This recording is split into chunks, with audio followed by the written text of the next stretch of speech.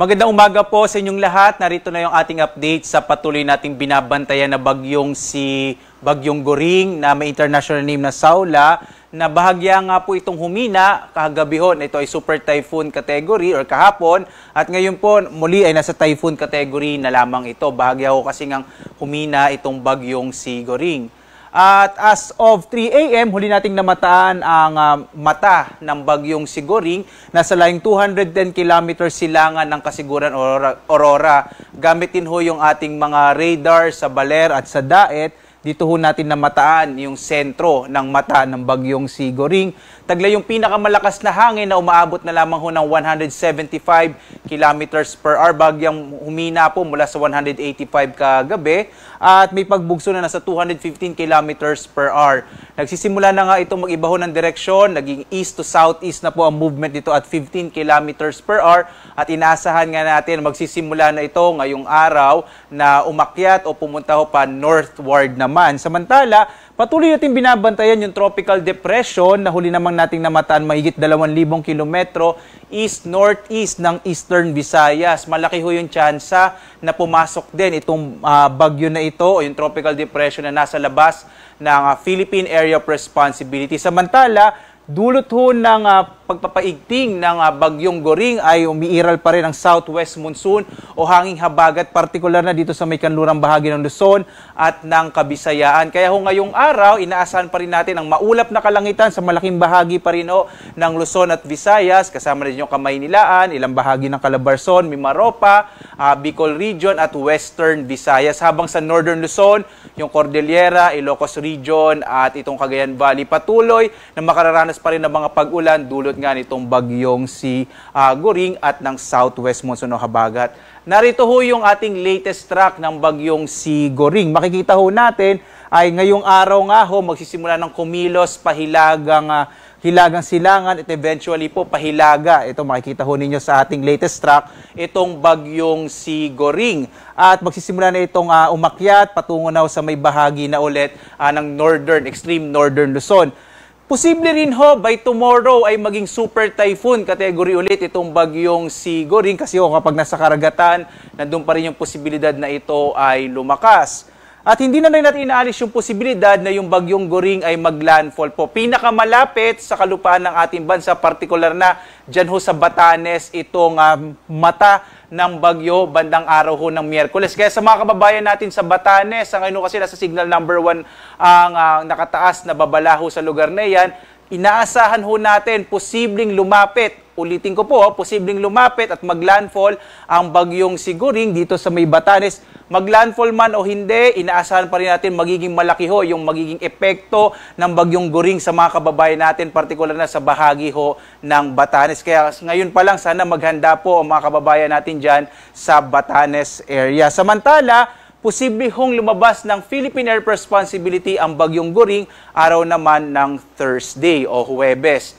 Samantala, tingnan ho natin yung magiging track nitong bagyong papasok pa lamang sa Philippine Area of Responsibility. Naglabas ho tayo ng Tropical Cyclone Advisory kagabi ho, bandang alas 11. At posible ho na pumasok ng Philippine Area of Responsibility gabi naman ng Miyerkules itong bagyong ito. At kung sakali po, tatawagin natin siyang bagyong Hana. Itong tropical depression na ito, hindi at inalis yung posibilidad na lalo pang lalakas. At pagpasok ito ng Philippine Area of Responsibility, posible po na nasa typhoon category itong bagyong ito. So mapapansin ho natin, lalabas ho ng Huwebes ang bagyong si Goring, papasok naman ho itong bagong bagyo na si bagyo. Sakali man po tatawagin natin siyang bagyong Hana sa araw naman din ho ng Huwebes.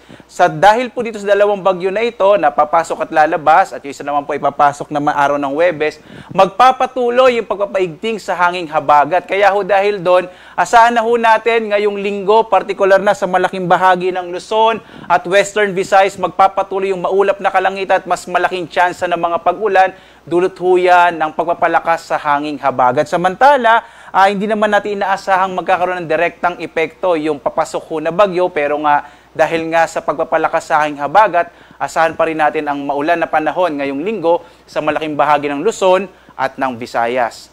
Narito naman ho, nakataas ang ating tropical cyclone wind signal number 1 sa Batanes, Babuyan Islands, northern eastern portion ng mainland Cagayan, silangang bahagi ng Isabela, Hilaga at silangang bahagi ng Aurora.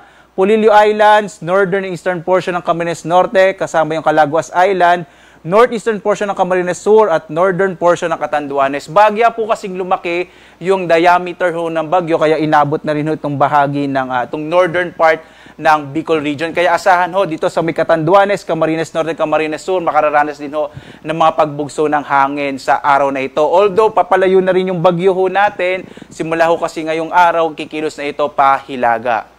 At samantala ho, pagdating sa pag-ulan, inaasahan ho natin ngayong araw magiging maulan ho sa mainland Cagayan, northeastern part ng mainland Cagayan, dulot ng bagyong si Goring. Bukas naman, madadagdagan ho yung mga lugar na magkakaroon ng maulan na panahon dulot ng bagyo, partikular na sa Batanes, Babuyan Islands, northern portion ng mainland Cagayan, Apayao at Ilocos Norte. Samantala, pagdating ho sa araw ng Miyerkules, ito yung araw na pinakamalapit yung bagyong si Goring dito sa Batanes. Magiging napakamaulan ho sa area ng Batanes, Babuyan Islands, gayon din dito sa may bahagi ng Cagayan, Apayao at Ilocos Norte. Samantala naman, dulot naman ng hanging habagat ngayong araw, magiging maulan din ho sa Zambales, Bataan, Occidental Mindoro. Actually po, nagtaas nga tayo ng mga heavy rainfall warning, particular na sa area ho ng Zambales itong mga nakarang oras. Dulot ho yan sa malalakas na mga pag-ulan na na-monitor natin. Magiging maulan din ho sa Cavite, Batangas, Hilagang bahagi ng Palawan at sa Antique. Bukas naman, araw ho ng Martes, patuloy na magkakaroon ng maulan na panahon sa Zambales, Bataan at Occidental Mindoro. Gayon din ho sa ilang bahagi ng Cavite, Batangas, Hilagang bahagi ho ng Palawan, kasama yung Antique, itong southwestern portion ng Iloilo at sa northwestern portion ng Aklan. Pagdating ho ng araw ng Miyerkules, asahan pa rin ho, medyo maulan pa rin dito sa may western section ng Luzon, yung Zambales, Bataan, Occidental Mindoro at ilang pang bahagi ho nitong Cavite, Batangas, kasama na rin yung Romblon, Hilagang bahagi ng Palawan, Antique at northwestern portion ng Aklan. Muli ho, sa mga lugar na binabanggit ho natin, malaki yung posibilidad ng mga biglang pagbaha at pagguho ng lupa, lalo na doon sa mga lugar na madalas hong binabaha. Kaya iba yung pag-iingat po para sa mga kababayan natin, lalo na't inaasahan natin na magtutuloy-tuloy yung mga pag-ulan, partikular na dito sa may kanlurang bahagi ho ng Luzon at ng Kabisayaan. Kaya lagi ho sana tayong maghanda para makaligtas ho tayo sa anumang panganib na dulot ng malalakas na ulan. Samantala, pagdating sa hangin, inaasahan natin may mga pagbugso pa rin ng hangin.